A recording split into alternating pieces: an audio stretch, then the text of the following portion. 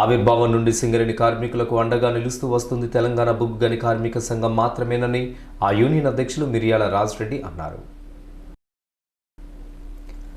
గోదావరికంలోని union కేంద్ర కార్యాలయంలో సోమవారం టీబీజీకేఎస్ ఆవిర్భావ దినోత్సవ వేడుకలను నిర్వహించారు.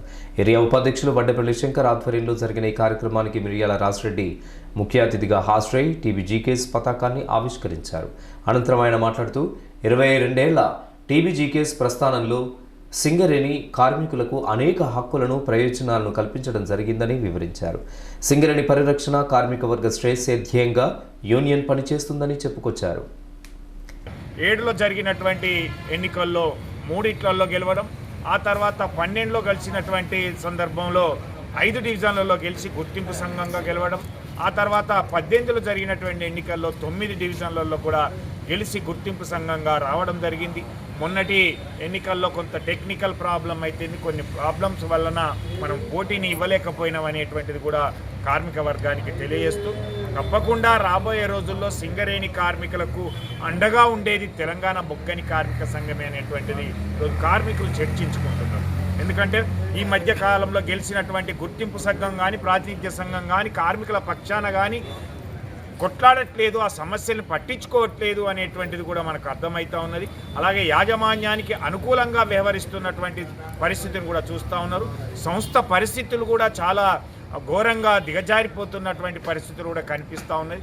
ఈ ఉద్యోగాలు ఉంటాయా, కొత్తగా వచ్చినటువంటి వాళ్ళకు పోతాయా అనేటువంటిది కూడా ఒక ఆందోళన చెందుతున్నటువంటి ఈ తరుణంలో తప్పకుండా ఈ సంస్థను రక్షించుకుంటూ కార్మికుల హక్కులను సాధించుకోవడానికి తెలంగాణ బొగ్గని కార్మిక సంఘం ఎల్లవేళ కార్మిక వర్గానికి అండగా ఉంటుందని కూడా తెలియజేస్తూ, మనం సాధించినటువంటి అనేక హక్కులు ఈరోజు తెలంగాణ ఇంక్రిమెంట్తో మొదలుకుంటే, లేదా ఈ అండర్ గ్రౌండ్ వాళ్ళకు యూనిఫామ్ ఇప్పించడం అయితేంది, పిఎంఈ మాస్టర్ ఇప్పించడం అయితేంది, ఆన్ డ్యూటీగా స్పోర్ట్స్ వాళ్ళకు ఆన్ డ్యూటీగా చూడడం అయితేంది, సెకండ్ డెలివరీకి 100 రూపాయలకే చేపించడం అయితేంది కూతురికి, అలాంటి దాంతో మొదలుకున్నటువంటి సంఘం చివరికి కారుణ్య నియామకాలను కూడా తీసుకొచ్చి 13,000కు పైగా కార్మికులను ఈరోజు సింగరేణి సంస్థలో ఈరోజు భర్తీ చేయడానికి, పోగొట్టినటువంటి వారసత్వ ఉద్యోగాలను తిరిగి కారుణ్య నియామకాల పేరు మీద తీసుకొచ్చినటువంటి ముఖ్యమంత్రి కేసీఆర్ గారికి అండగా ఉండాల్సినటువంటి అవసరం ఉన్నది.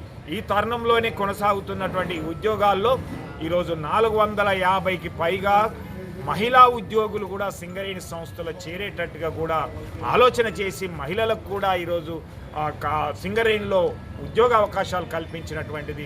కారుణ్య నియామకాలు దేశంలో ఎక్కడా జరగట్లేదు, కానీ ఇంత పెద్ద మొత్తంలో ఇక్కడ చేపించినటువంటి ఘనత టీఆర్ఎస్ పార్టీకి ఉంటుంది, తెలంగాణ బొగ్గని కార్మిక సంఘానికే ఉంటుంది. అంటే 10 లక్షల రూపాయలకు వడ్డీని తిరిగి చెల్లించడం అయితేంది, ఇలాంటి అనేక కార్యక్రమాలు చేసినటువంటి తెలంగాణ బొగ్గని కార్మిక సంఘాన్ని ఈరోజు ప్రతి బాయిలో ప్రతి కార్మికుడు కూడా చర్చించుకున్నాడు. గతం ఎంత గొప్పగా ఉండేది, తెలంగాణ బొగ్గని కార్మిక సంఘం నాయకత్వం ఏ విధంగా కార్మికులకు అండగా ఉన్నది అనేటువంటి విషయాన్ని కూడా చర్చించుకుంటున్నారు.